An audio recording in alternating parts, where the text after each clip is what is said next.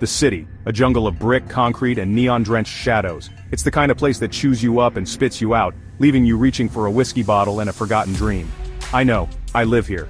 They call me Max. This is my story. It's a story about a dame, a case, and a whole lot of trouble. The kind of trouble that sticks to you like cheap cologne.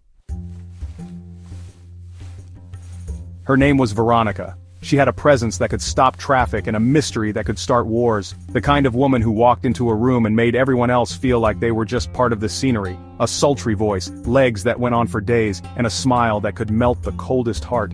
She was the kind of dame who made you forget your troubles, even if just for a moment, and eyes that could burn a hole in your wallet. Eyes that seemed to hold secrets, promises, and maybe a few lies. They were the kind of eyes that made you want to believe, even when you knew better. She walked into my office on a Tuesday, just as the rain started to fall.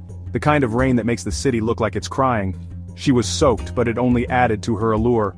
Her trench coat clung to her like a second skin, and her hat was tilted just so, casting a shadow over her eyes. Her perfume, a mix of jasmine and regret, filled the room like smoke.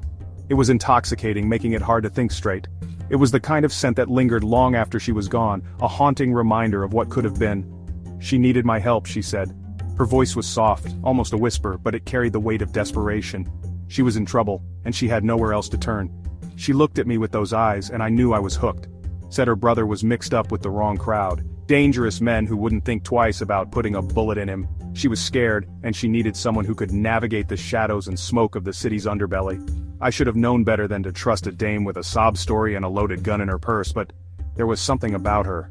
Maybe it was the way she looked at me, or maybe it was the way she made me feel like I was the only one who could save her. But that's the thing about trouble, it's always alluring. It pulls you in, makes you forget the risks, makes you think you can handle it. And before you know it, you're in too deep, with no way out. Veronica was trouble, no doubt about it. But she was also a mystery I couldn't resist. It's a simple job, Max, a voice rasped from the shadows. The kind of job that seems straightforward on the surface but is anything but. The voice belonged to Tony Two Toes Salieri, a man whose reputation preceded him.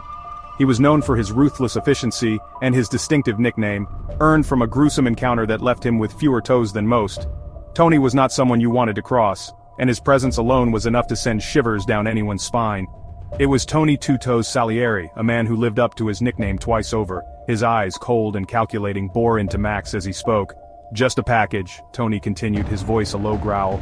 "You deliver it, you get paid. Simple as that." But Max knew better. In this line of work, nothing was ever simple. Every job came with its own set of complications, and this one was no different. Just a package. You deliver it, you get paid. The words echoed in Max's mind as he took the small, unassuming parcel from Tony's outstretched hand. It was light, almost too light, and wrapped in plain brown paper tied with string. Max turned it over in his hands, feeling the weight of the task ahead. He had done countless deliveries before, but something about this one felt different. The package was small, wrapped in brown paper and tied with string. It looked innocent enough, but Max had learned the hard way that appearances could be deceiving. In this town, nothing was ever what it seemed. Every corner hid a secret, every shadow concealed a threat. Max's instincts screamed at him to be cautious, to tread carefully.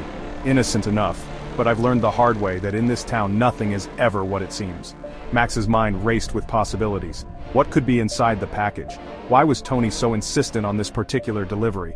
Questions swirled in his head, but he knew better than to ask. In this business, curiosity could get you killed. He had to focus on the task at hand and keep his wits about him. And this, I could feel it in my gut, was a whole lot more than just a delivery. Max's gut feeling had never steered him wrong before. He knew he had to be prepared for anything. As he walked away from the meeting spot, the weight of the package seemed to grow heavier with each step. This was no ordinary job, and Max was about to find out just how deep the rabbit hole went. The drop point was a seedy bar down by the docks. The air was thick with the smell of salt, sweat, and cheap whiskey.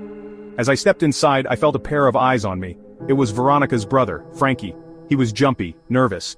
He told me Veronica had lied. The package wasn't for him, it was for Salieri's rival, a man they called the Shark. Now, I was stuck between a rock and a hard place, a pawn in a game I didn't understand.